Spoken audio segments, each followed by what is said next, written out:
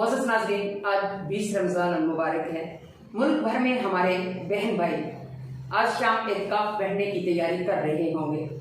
जैसा कि एतिकाफ एक बहुत बड़ी इबादत है, तो बाज़ औक़ात हमें इस एतिकाफ के मसाइल और इसकी हकीकत का नहीं पता होता और हम न समझी में एतिकाफ के अजर और सवाब को ज़ाया कर बैठते हैं।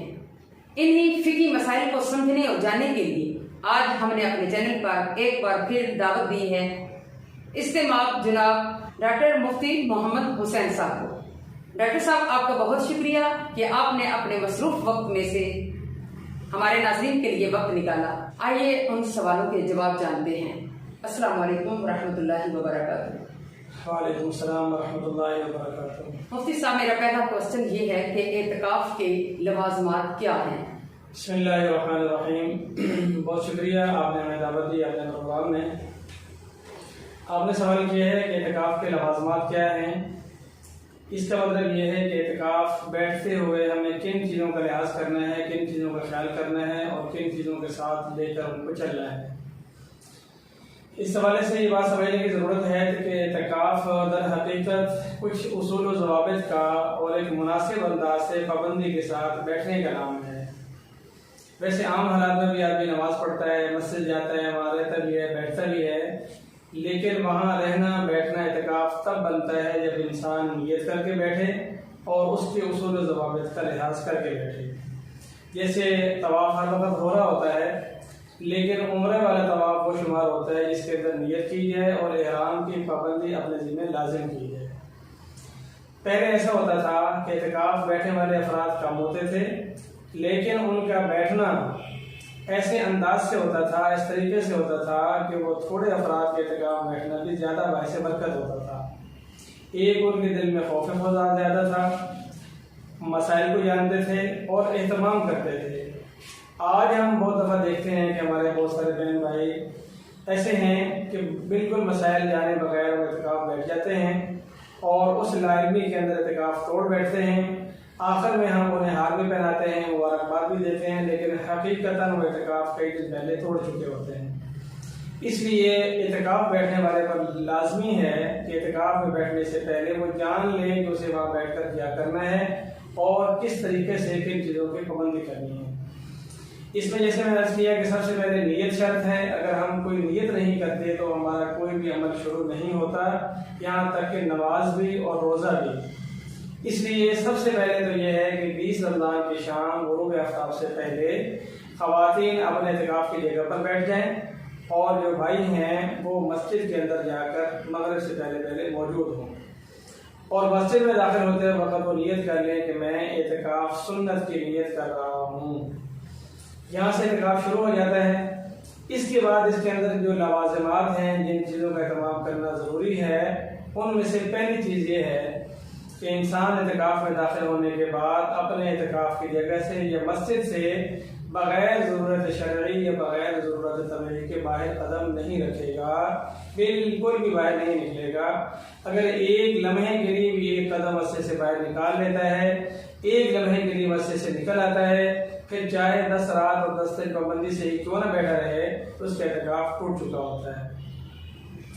दूसरे नंबर पर रोज़े का एहतमाम जो है बहुत ज़्यादा ज़रूरी है। इस सुन्नत एतिकाफ के साथ रोज़ा मशरूत है।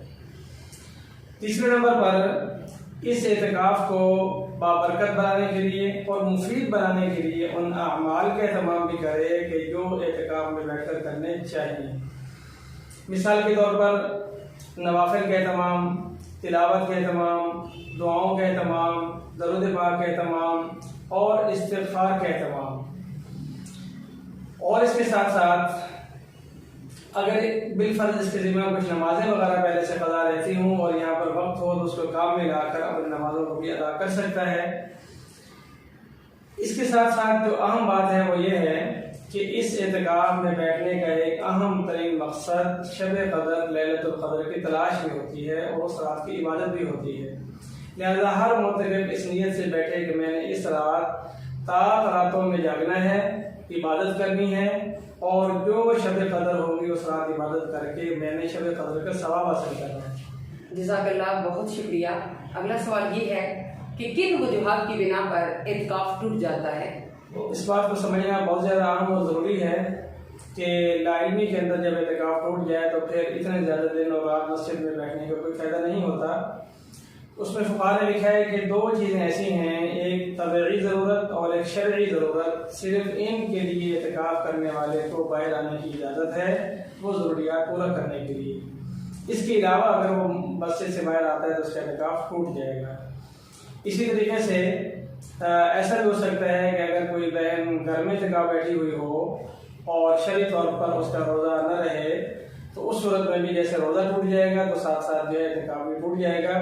बाद में जब वो रोज़ों की क़ज़ा करेगी तो उस वक़्त जो है एतकाफ़ की क़ज़ा भी करेगी। इसके अंदर सबसे अहम चीज़ जो एतकाफ़ को तोड़ती है वो होता है बिला ज़रूरत शरई या बिला ज़रूरत तबई, अपने एतकाफ़ की जगह से बाहर निकलना। अब ये सवाल कि ज़रूरत शरई से क्या मुराद है और ज़रूरत तबई से क्या मुराद है, इसका जवाब ये है कि ज़रूरत तबई के अंदर इंसान को पेशाब पखाना, इसी तरह अगर बिलफर्ज उस तक खाना पहुँचाने वाला कोई ना हो तो खाना खाना या खाना लेने जाना, ये इंसान की वो बुनियादी ज़रूरियात हैं कि अगर वो इसको नहीं अपनाता तो उस सूरत में फिर उसकी जान का खतरा होता है, इसके लिए वो वहाँ से आ सकता है।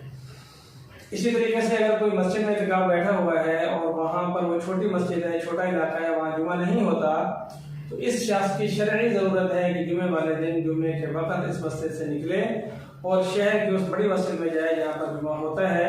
तो इस मकसद के लिए अगर निकलेगा तो एतकाफ़ नहीं टूटेगा, इसके अलावा अगर निकलेगा तो एतकाफ़ टूट जाएगा।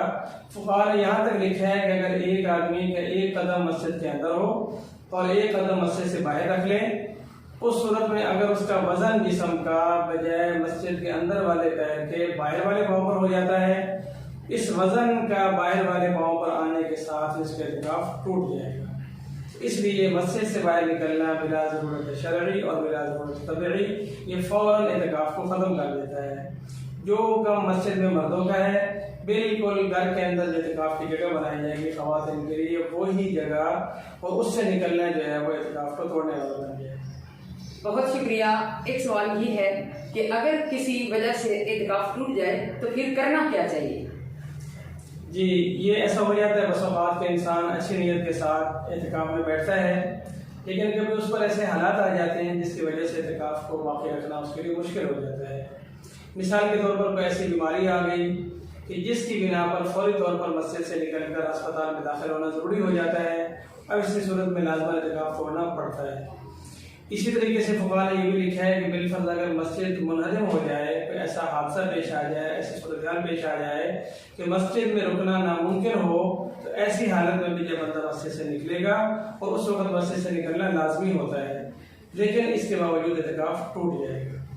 इसी तरीके से अगर कुर्ब जवार के अंदर वालिदैन बहन भाइयों में से किसी ऐसा हादसा या फौती हो जाती है और उसके जनाजे में या उसके तदफीन वगैरह के मामलात के अंदर इंसान की शिरकत करना ज़रूरी है और उस सूरत में वो अगर मस्जिद से निकल आता है तो ये भी एतकाफ़ को तोड़ देगा।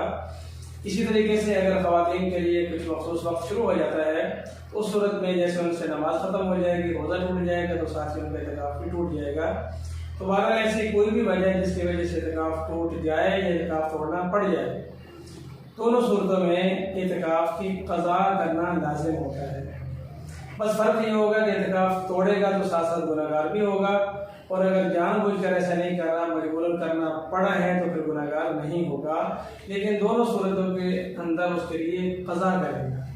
अब एतकाफ़ की क़ज़ा क्या है, इसका जवाब यह है कि रमज़ान शरीफ गुजरने के बाद सिर्फ एक दिन और एक रात वो रोज़े के साथ जो है एतकाफ़ करेगा, यानी मगरिब से पहले मस्जिद में दाखिल होगा, रात मस्जिद में गुजारेगा एतकाफ़ के लिए से, अगले दिन रोज़ा रखेगा, सारा दिन मस्जिद में रहेगा और ग़ुरूब आफ्ताब के बाद इफ्तारी करके मगरिब नमाज पढ़ने के बाद उसका एक दिन का एतकाफ़ पूरा हो गया और इसकी ये क़ज़ा अदा हो गई। लेकिन इसमें वो नियत करेगा कि जो मुझसे एतकाफ़ टूटा था उस एतकाफ़ की क़ज़ा मैं आज कर रहा हूँ। इसमें एक सवाल ये आएगा ज़हन में कि अगर वो 10 दिन का एतकाफ़ बैठा था और उसने 10 दिन वाला एतकाफ़ तोड़ा है तो इंसान की समझ ये कहती है कि फिर उसको 10 दिन ही मज़ीद बैठना चाहिए, होना तो ये चाहिए था, लेकिन फुक़हा ने ये फरमाया है कि एक दिन और एक रात एतकाफ़ करेगा रोज़े के साथ तो उसकी इस क़ज़ा की अदायगी मुकम्मल हो जाएगी। और इसी तरीके से जैसे मर्द जो है वो मस्जिद में आकर एतिकाफ की क़ज़ा करेगा, तो खातून भी इसी तरह जैसे उसने रमज़ान शरीफ के अंदर एक मखसूस जगह पर एतिकाफ की जगह बनाया, तो इस एतिकाफ की क़ज़ा करने के लिए भी वह एतिकाफ की जगह बनाएगी, वहाँ पर रात क़याम करेगी, रोज़ा रखेगी और अपने एतिकाफ की क़ज़ा को अदा करेगी। माशाल्लाह, बहुत खूबसूरत तरीके से आपने और बहुत वजाहत के साथ जवाब दिया। अब मौजूदा हालात को मद्देनजर रखते हुए आखिरी सवाल ये है कि आजकल कोरोना की वबा बहुत आम है, तो मुफ्ती साहब मेरा सवाल ये है कि क्या इस बीमारी के अंदर एतिकाफ करना बेहतर है या नहीं?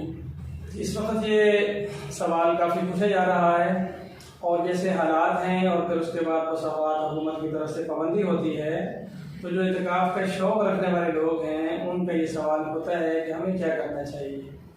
इसके जवाब ये है कि बुनियादी तौर पर एतिकाफ इस एहतियात के ख़िलाफ़ नहीं है, बल्कि अगर कोई सही तरीके से मस्जिद में एतिकाफ बैठ जाता है या घर में एतिकाफ बैठ जाता है, तो ये बज़ात खुद एक इलाज है।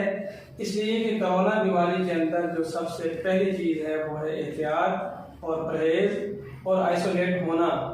तो जो शख्स एतिकाफ में होगा यकीनन वो एक ही जगह मौजूद रहेगा, एक ही जगह महफूज रहेगा, न किसी के पास आएगा न किसी के पास जाएगा। तो असलन तो ये दरअसल कोरोना से एहतियात की ही एक सूरत है। अलबत्ता जो चीज़ें इसके मुखालिफ जाती हैं उनसे बचाना चाहिए। मिसाल के तौर पर अगर मस्जिद में हम बैठे हुए हैं और मस्जिद में बहुत सारे लोग बैठ जाते हैं, फिर वो मिल के बैठते हैं और अपने में फासला रखने का तमाम नहीं करते, तो ये चीज़ ठीक नहीं है। बजाते खुद एतिकाफ करने में कोई हर्ज नहीं, बल्कि बेहतर ये है कि अगर हम में से बहुत सारे लोग समझदारी के साथ और एहतियाती तदाबीर के तमाम के साथ बहने घरों में और भाई मस्जिदों में अगर बैठते हैं और वहाँ बैठकर वो अपने लिए और पूरी उम्मत मुस्लिमा के लिए अल्लाह से सेहत मांगते हैं, दुआ मांगते हैं, शिफा मांगते हैं, तो ये बजाते खुद कोरोना को टालने के लिए अल्लाह के सामने गड़गड़ाने की एक सूरत होगी। लिहाजा एहतियाती तदाबीर के साथ एतिकाफ बैठ जाना चाहिए और अल्लाह रब्बुल इज़्ज़त इंशाअल्लाह हमारे सेहत की भी हिफाजत करेगा और उसके साथ साथ एतिकाफ करने वालों की दुआओं की बदौलत अल्लाह ताला इस वबा को कम कर देगा और ख़त्म कर देगा। जज़ाकल्लाह मुफ्ती साहब, आपका बहुत शुक्रिया। मुअज़्ज़ज़ नाज़रीन, उम्मीद है आपने बहुत खूबसूरत जवाब समझे होंगे और इनसे इस्तेफादा हासिल करने की कोशिश भी करेंगे। अगर मज़ीद आपके इस मामले के बारे में सवालात हैं तो इनबॉक्स में ज़रूर दीजिए, हमें आपकी आरा का इंतज़ार रहेगा। अस्सलामु अलैकुम व रहमतुल्लाहि व बरकातुहू।